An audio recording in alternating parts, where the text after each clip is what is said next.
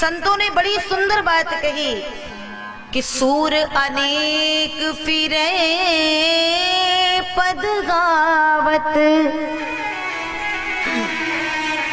पै पद सूर सुस्वाद कहाँ, और पुनी ताल मंजीरा बजाती फिरे, पर मीरा मतवारी सी चाह कहाँ। ताल मंजीरा हम कितना बजा लें, मीरा ने जो गाया, मीरा ने जो करताल बजाया, उसमें कहीं कोई बाहरी दिखावा नहीं है।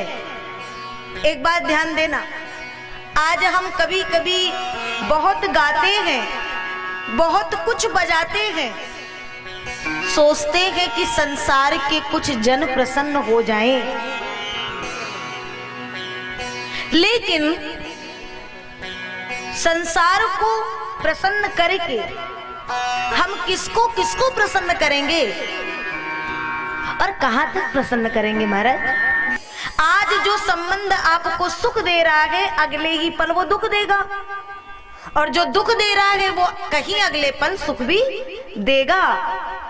तो संतों ने कहा कि यहाँ इतने भटकाओं में तुम्हें भटकने की कोई आवश्यकता नहीं है। एक साधे सब सधे, सब साधे सब जाएं। एक को साध लो ना, और दुविधा में दोनों गए माया मिले न राम। जिन घर बार, भाई बहन, माता पिता, पति पत्नी, मित्र दोस्त जितने भी हैं, यहाँ का प्रेम, एक बात बताओ, क्या कभी इस जगत का प्रेम कभी स्थिर रहता है? बालक जब होते हैं तो छोटे छोटे बालकों से स्नेह रहता है, प्रेम रहता है, उन्हीं के साथ में खेलने का मन है। युवान हुए वो प्रेम बट गया, बड़े हुए उन मित्रों में चला गया जो मित्र नए मिले, फिर विवाह हुआ, पत्नी में चला गया। क्या वो पत्नी से जो प्रेम है क्या वो अनवरत रहता है? नहीं।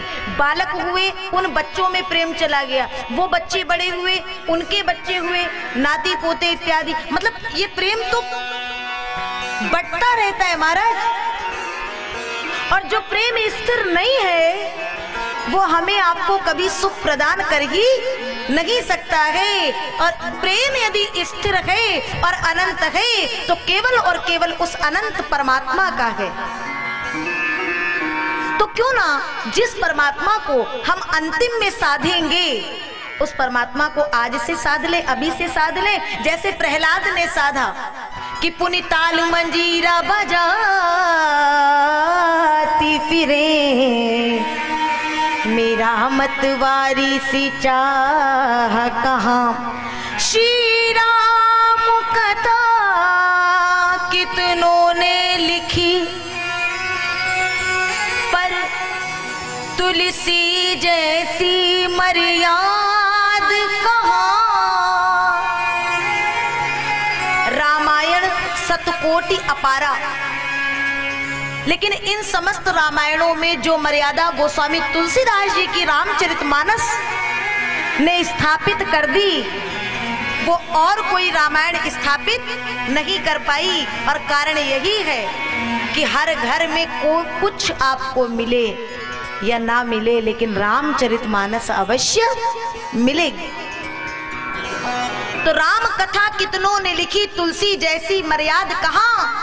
और नरसिंह बसे प्रति खम्बन माही, नरसिंह तो आज भी खम्ब खम्ब में वास करता है, लेकिन नरसिंह बसे प्रति खम्बन माही, पर काढ़न को प्रहलाद कहाँ। उस नरसिंह उसको खम्ब से बाहर प्रकट करने के लिए कोई प्रहलाद कहाँ है। भगवान भी चाहते मैं बाहर आऊं, परंतु कोई तो हो जो प्रहलाद जैसा हो, जो मुझे बाहर निकाले, मुझे पुकारे उस प्रेम, उस भाव से। लेकिन परीक्षित, ये जीव की भ्रांति है।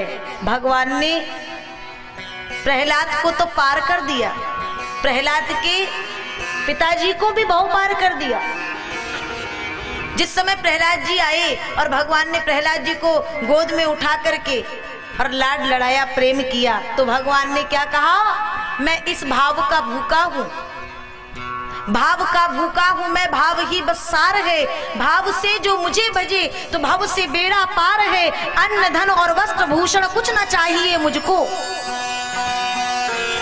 आज भगवान आने वाले हैं, बहुत ध्यान से सुनिएगा। और उस प्रेम के समुद्र में जब हम आप सब डूबेंगे तो भगवान को आना पड़ेगा।